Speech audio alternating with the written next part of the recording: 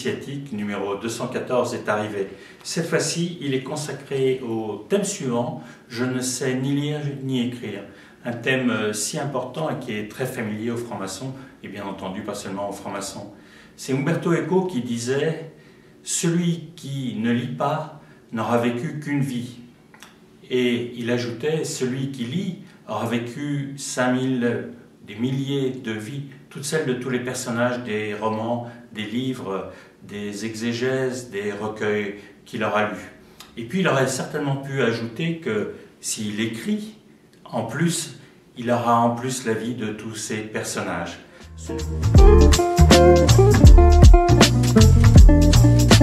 Ce nouveau numéro de Point de vue initiatique va donc nous entraîner dans les mystères du temps long, qui sont ceux de la lecture et plus encore ceux de l'écriture. La tradition, toutes les traditions ont d'abord une vocation par l'oralité, et c'est vrai de la franc-maçonnerie avec tous ses rituels. Mais ces rituels, ou le volume de la loi sacrée, ce sont d'abord des choses de l'écrit avant qu'elles se transforment en oralité. Dans ce numéro, plein d'articles de fond qui vont travailler sur la tradition, qui vont vous parler de la manière d'aborder la lecture et de la manière d'aborder les planches. Je vous lis d'ailleurs un premier extrait d'un article qui sera sans doute beaucoup lu, qui est consacré à l'art de la planche par Jean-Paul Chaussinand. Plancher est aussi un acte profondément jubilatoire et fraternel. L'esprit, durant ce travail, se tourne vers le monde social, historique, philosophique ou symbolique. Il s'oublie lui-même, il forme des projets, il quitte la préoccupation de ce bonheur personnel et par ce détour, il le réalise en partie. Mais il va plus loin.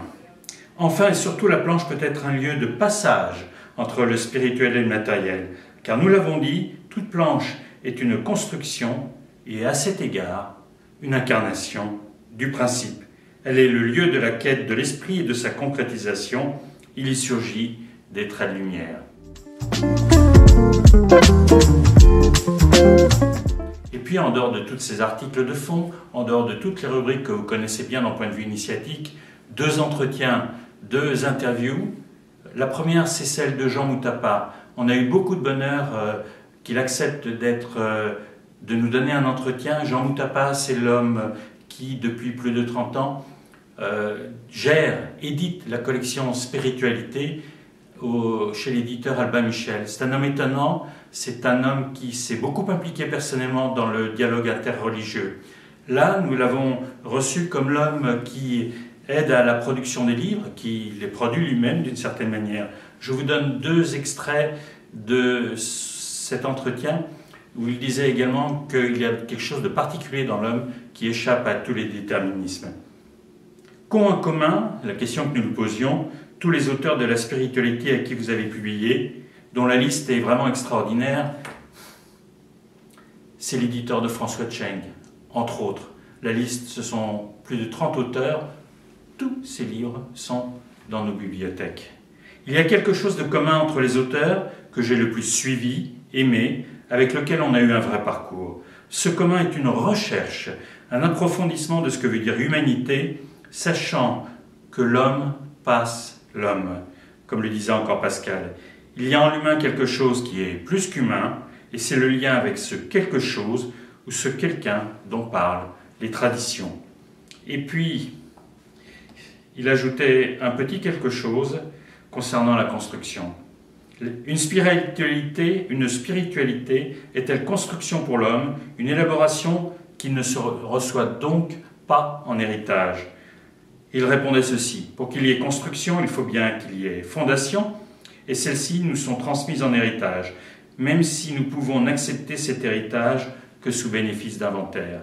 Il ajoute: l'homme doit découvrir et admettre qu'il ne peut pas inventer une nouvelle langue. Je fais toujours l'analogie entre les traditions spirituelles et les langues. La langue, au fond, qu'est-ce que c'est? C'est un donné incontournable qui est injuste, révoltant par certains côtés. On m'a appris à nommer les choses d'une manière que je n'ai pas choisie. Et en même temps, cette langue venue d'une histoire singulière peut être pour moi un tremplin pour accéder à l'universel. Dans le 2e entretien, Eleni Mouratidou nous dit que le nom n'est pas la chose. Elle est sémiologue, universitaire, et elle nous fait découvrir, nous qui adorons le symbole, toute la puissance qui va du signe au langage. Elle nous permet de comprendre un grand nombre des mécanismes qui sont derrière le mystère de l'écriture.